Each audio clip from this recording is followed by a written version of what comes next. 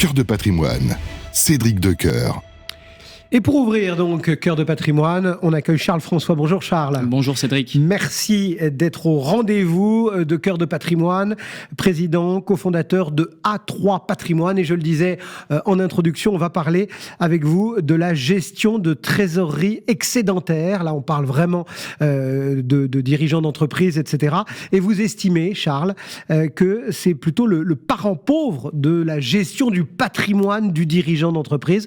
Pourquoi, selon vous, ce sujet qui apparaît pour le quasi-néophyte que je suis en gestion d'entreprise, quelque chose d'important, sa trésorerie excédentaire. Pourquoi est-ce que vous dites c'est peu traité par le dirigeant, en fait ? Il y a plusieurs raisons déjà qui font que je dis à chaque fois que c'est le parent pauvre de la gestion de patrimoine. La première raison, c'est une raison chiffrée, qui est qu'en France, on a 68 millions de personnes et 3 millions d'entreprises. Donc les cabinets de gestion de patrimoine vont aller plus volontiers accompagner les dirigeants ou les Français lambda pour la gestion de leur patrimoine, plutôt que les sociétés qui sont devenues un petit peu une activité de niche dans le monde de la gestion patrimoine. Ça, c'est la raison un petit peu rationnelle. Ensuite, il y a d'autres raisons qui sont celles-ci un petit peu plus psychologiques, liées aux dirigeants d'entreprise. C'est que très souvent, les dirigeants que l'on rencontre, nous, régulièrement dans le cabinet A3 Patrimoine, pensent que leur trésorerie d'entreprise, elle doit être absolument mise sous cloche. On ne doit absolument pas y toucher, on doit la préserver. Alors, c'est vrai, mais justement, du fait qu'on doive la préserver, il faut s'y intéresser et la placer. Ça, c'est la première raison. La deuxième, c'est que les dirigeants d'entreprise pensent que la gestion de cash excédentaire est réservée aux grosses structures. Ça, c'est absolument faux. Dans le monde des conseillers en gestion de patrimoine, on peut adresser de la gestion de trésorerie d'entreprise à partir de 50 000 euros. Il faut le savoir et c'est assez peu connu. Et ensuite, le troisième biais que nous observons toujours, c'est que très souvent, ces mêmes dirigeants pensent que ce sont essentiellement les holdings patrimoniales qui ont besoin d'accompagnement, alors que non, nous avons des offres pour les sociétés commerciales. Et enfin, la partie expertise comptable aussi, c'est souvent de l'expert comptable que doit venir le premier tilt par rapport à ce sujet. Ouais. Du coup, quand on est dirigeant, peut-être qu'on vous entend ce matin, on se dit OK, visiblement, il faut que je m'y intéresse, faut que ça bouge, mais on commence par quoi ? On commence par... Si on a envie de traiter de ce sujet. Bien sûr, il faut bien commencer par un sujet. Le premier, c'est de faire un point avec son expert comptable. J'en parlais précédemment. L'expert comptable va permettre d'analyser cette trésorerie, puisque la trésorerie, on peut la compartimenter en 3 parties. La première, ça va être le BFR, le besoin en fonds de roulement. C'est la trésorerie qu'on va rendre utile pour le fonctionnement de la société. Schématiquement, entre le moment où on doit payer la matière première et le moment où on encaisse le produit fini, la vente du produit fini, on a besoin de trésorerie pour payer les charges courantes, les salariés, etc. Cette partie-là, on n'a pas à l'utiliser, on n'a pas à la toucher, elle est nécessaire au bon fonctionnement de la société. Ensuite, le deuxième niveau de la trésorerie d'entreprise, ça va être la trésorerie de précaution. Celle-ci, on doit la garder en cas de coup dur. On la place à très court terme sur des choses qui sont garanties. Là, pareil, on a peu de moyens d'optimiser cela, mais il faut quand même pouvoir la différencier. Ensuite, là où il y a un vrai sujet, c'est sur la troisième partie de la trésorerie d'entreprise. Cette trésorerie que l'on peut placer à moyen-long terme. Moyen-long terme, trésorerie pour des sociétés, ça va être à horizon 3-5 ans avec un profil assez équilibré. Mais la première étape, donc, lorsqu'on est dirigeant, c'est de se rapprocher de son expert comptable et d'analyser cette trésorerie et de pouvoir la compartimenter avec ces 3 sous-blocs. Enfin, excusez-moi Charles, les horizons de placement sont peut-être pas tout à fait les mêmes, mais on n'est pas loin de la gestion de patrimoine du particulier, j'ai envie de dire, entre le livret A, enfin voilà.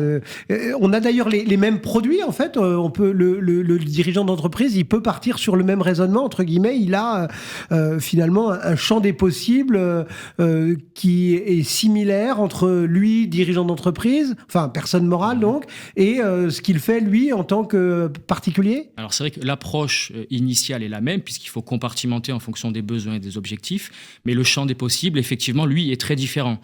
En tant que personne physique, on a accès à des livrets réglementés, le livret A, le LDD, le livret d'épargne populaire. Ouais, et ça n'existe pas pour les boîtes. On n'en a pas pour les personnes morales. Le contrat d'assurance vie, pareil, personne physique, c'est une belle enveloppe. On ne l'a pas pour les sociétés. Le PEA, idem pour la partie plus dynamique. Donc là, le champ des possibles est un petit peu restreint et pour la trésorerie de précaution, il n'y a même pas de choix à regarder. Il faut se diriger vers les comptes à terme. Mais même à ce niveau-là, au niveau des comptes à terme, il faut bien penser à mettre en concurrence les différents établissements bancaires parce qu'il y a des vraies disparités par rapport aux taux qui sont servis pour cette partie trésorerie excédentaire. Ensuite, pour la trésorerie moyen terme, là, le champ des possibles est un petit peu plus vaste, mais quand même plus restreint par rapport à une personne physique, puisqu'on va aller chercher essentiellement 3 typologies d'enveloppes. Nous, ce qu'on préconise chez A3 Patrimoine, ça va être de regarder aux alentours des comptes titres ordinaires, donc des enveloppes bancaires, une enveloppe assez flexible que l'on peut ouvrir à partir de 50 000 euros. Pas d'accès aux fonds euros, mais tout ce qui peut avoir un code ISIN peut être logé au sein d'un compte titre. Ensuite, l'étape supplémentaire, ça va être cette fois le contrat de capitalisation qui ressemble un petit peu, que l'on peut définir comme le cousin du contrat d'assurance vie. Le contrat de capitalisation, lui, c'est un produit d'assurance. Donc, on peut avoir parfois accès avec quelques contraintes aux fonds euros. Donc, ça peut être intéressant pour un dirigeant d'entreprise qui veut avoir son capital garanti.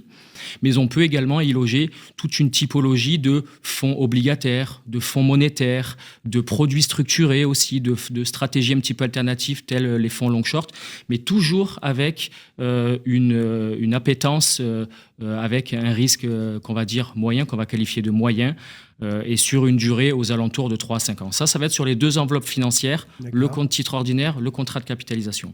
On peut aussi aller chercher un petit peu de sujets immobiliers à travers un nom un peu barbare qui va être l'usufruit temporaire de SCPI. Donc il ne faut pas se laisser avoir par ce terme-là qui est en fait pas très très compliqué. Dans usufruit temporaire de SCPI, on va voir les SCPI. Donc rapidement, c'est investir dans une société qui va acquérir de l'immobilier, le gérer, et on va récupérer une partie des loyers. Et l'usufruit, ça va être pareil schématiquement pour l'acquisition d'un bien immobilier. On a la pleine propriété qui se divise en 2 blocs. La nue propriété, la possession, et l'usufruit, le fait de pouvoir jouir des fruits, donc des loyers. Et cette partie-là d'usufruit temporaire de SCPI, elle va permettre à une société d'acquérir des revenus complémentaires tout en amortissant cette partie-là. Donc il y a un double gain, impôt sur les sociétés et en plus revenu complémentaire. Donc avec ces 3 enveloppes, compte titre ordinaire, contrat de capitalisation et usufruit temporaire de SCPI, on a de quoi faire une vraie belle stratégie. On couvre finalement l'entièreté de la trésorerie excédentaire dont vous parliez au démarrage. Voilà, toutes les classes d'actifs. De cet entretien, Charles. Est-ce qu'il y a des questions fiscales qui doivent rentrer en ligne de mire? Je suis désolé de ramener toujours tout à la fiscalité, mais... On est en France, donc effectivement, voilà. Il va y avoir un sujet fiscal par rapport au traitement de ces enveloppes. Et vu qu'on est en France, sur les 3 enveloppes que je viens de citer, il y a 3 fonctionnements différents. Donc, ce serait trop simple. Exactement. Donc, pour continuer sur la partie immobilière avec l'usufruit temporaire de SCPI, on a 2 leviers. Le premier, c'est que cet usufruit, c'est un actif, donc on va pouvoir l'amortir. On va avoir un premier gain par rapport à l'impôt sur les sociétés, puisque ça représente une charge. Et en face, les loyers, eux, sont des revenus qui vont être soumis à l'impôt sur les sociétés. Ensuite, pour le compte titre ordinaire, au niveau fiscal, comment est-ce que c'est traité? C'est relativement simple, là, pour le coup. À chaque clôture d'exercice, au 31 décembre par exemple, on va regarder les plus-values, éventuellement compensées par quelques moins-values, et ce solde va être amené en résultat qui va être soumis à l'impôt sur les sociétés. Et là où ça se complexifie un petit peu, ça va être sur le contrat de capitalisation, quoique. Là, on va avoir une fiscalité qui va être fixe, qui va être calculée via une formule mathématique dès le début, donc je vous passe les détails. Mais là, on va avoir quelque chose d'assez figé tout au long de la durée de vie du contrat de capitalisation. Et lors de la clôture de ce contrat, on va ajuster en fonction de l'impôt sur les sociétés. Bon, malgré tout, même si ça n'apparaît pas d'une complexité folle, on sent que pour les différentes cases, pour les différents produits, c'est plutôt pas mal d'être accompagné. Vous n'allez pas me dire que non. Mais ça a un coût, ça, j'imagine aussi. Le chef d'entreprise, il faut qu'il fasse appel à son CGP. Combien ça va lui coûter, par exemple, de, entre guillemets, faire gérer sa trésorerie par Charles François? Oui, c'est une vraie question que les dirigeants peuvent se poser. Alors, sur la partie trésorerie de précaution, sur les comptes à terme, il n'y a pas de frais. Ce sont les banques qui gèrent ça.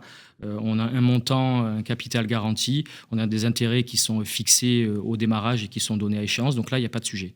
Si on revient à la trésorerie moyen terme, là, pour le coup, il va y avoir un coût qui va dépendre du modèle du conseiller en gestion de patrimoine. C'est toujours une dualité. La première partie, ça va être soit des rétrocessions, Donc là, une fois que l'enveloppe est ouverte, le compte-titre ou le contrat de capitalisation, les frais sont prélevés par la banque ou la compagnie d'assurance et une partie est reversée au cabinet. L'avantage, c'est qu'il n'y a pas de facturation entre la société et le conseiller, puisque tout est pris sur le capital qui a été précédemment placé. Ou il y a un autre modèle qui est possible, c'est celui des honoraires qu'on essaye, nous, de mettre en place au sein du cabinet A3 Patrimoine. Et celui-ci, il a comme avantage que le cabinet peut s'occuper de la gestion d'enveloppes qu'il n'a pas dans son périmètre. Si un dirigeant d'entreprise a déjà un contrat ou un compte-titre ouvert précédemment dans sa banque parce qu'il aime bien sa banque pour une raison X ou Y, on peut se mettre malgré tout entre le client et cette enveloppe pour le conseiller, pour l'aider, pour l'accompagner. Et là, on facture des honoraires. L'avantage, c'est qu'on ne touche pas au capital, mais par contre, il y a une facturation qui est faite auprès de la société. Donc, il y a vraiment plusieurs possibilités sur ces stratégies-là. L'objectif final, toujours, doit être de faire travailler cette trésorerie d'entreprise, non pas pour faire des performances exceptionnelles, mais à minima pour couvrir l'inflation, puisque si on ne le place pas, on perd l'inflation et cette trésorerie-là perd de sa valeur. Donc, le premier réflexe, aller voir son expert comptable et ensuite être accompagné d'un conseiller si on en a un, ou sinon, nous, on est absolument à la disposition de ceux qui seraient intéressés. Charles François, donc président cofondateur d'A3 Patrimoine. Et puis petite discrétion, parce que cette question entre rétrocession et honoraire, ça ne concerne pas que la gestion de la trésorerie excédentaire. C'est un débat qui agite tout le monde de la gestion de patrimoine depuis des années. Merci Charles et à bientôt. Cœur de patrimoine, une émission à réécouter et télécharger sur le site et l'appli Radio Patrimoine et sur toutes les plateformes de streaming.